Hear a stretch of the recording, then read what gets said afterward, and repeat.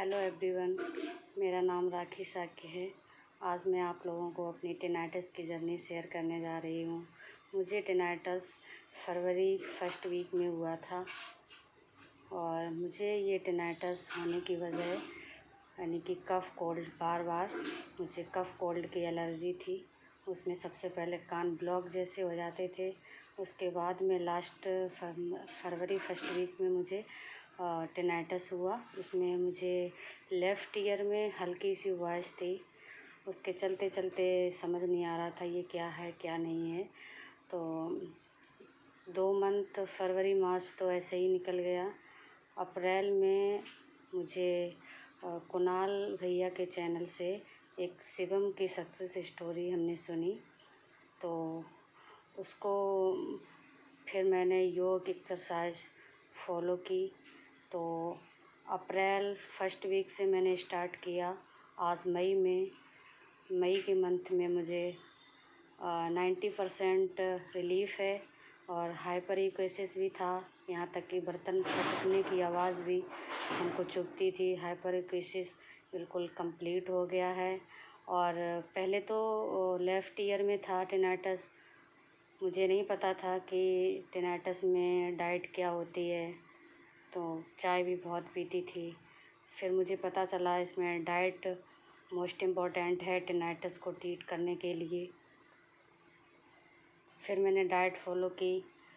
तो सबसे पहले मुझे लेफ़्ट ईयर में रिलीफ मिला, उसके बाद में राइट में। अब राइट ईयर में बिल्कुल कंप्लीट है मेरा 100%, पर अभी लेफ़्ट ईयर में हल्का फुल्का है टिनाइटिस। लेकिन मैं खुश हूँ, बहुत एंजॉय करती हूँ अपने फैमिली के साथ, अपने बच्चे के साथ।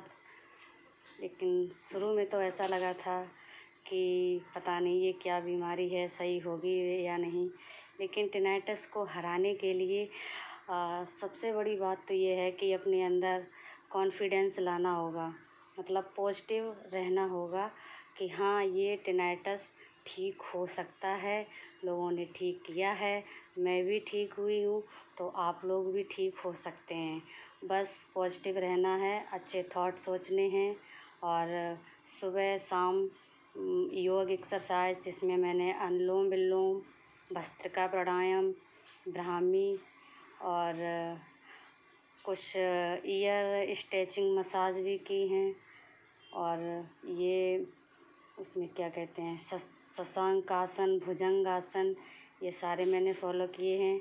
और सबसे पहले डॉक्टर को विजिट किया था, तो ये मुझे मतलब कफ़ कोल्ड की वजह से गले में भी मतलब प्रॉब्लम हो गई थी, स्वेलिंग आ गई थी। उसको ईएनटी डॉक्टर हमने फरुखाबाद, इटावा दोनों में दिखाया, पर यहाँ तक कि स्वेलिंग तो कंप्लीट हो गई थी, पर टिनाइटिस में कोई भी 1% भी आराम नहीं था। तो फिर एक हमारे जनरल डॉक्टर हैं, उन्होंने मुझे सिनारेजिन टैबलेट मतलब दी। तो सिनारेजिन हमने लगभग 10-15 दिन ली। उसके बाद में मैंने ब्रेनोकॉन, एसीकॉन सिरप 20 दिन तक लिए, फिर मैंने वो भी छोड़ दिए। अब मैं इस time ginkgo biloba with brahmi capsule 500 mg शाम को लेती हूँ खाना खाने के बाद में, और सोते समय मैं हल्दी वाला दूध लेती हूँ। यही मैं फॉलो कर रही हूँ। और ये नहीं कि शाम को मैं अपना खाना 6:30 से 7 बजे तक फिनिश कर देती हूँ।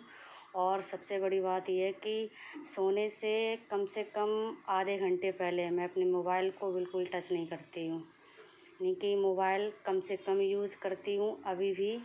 और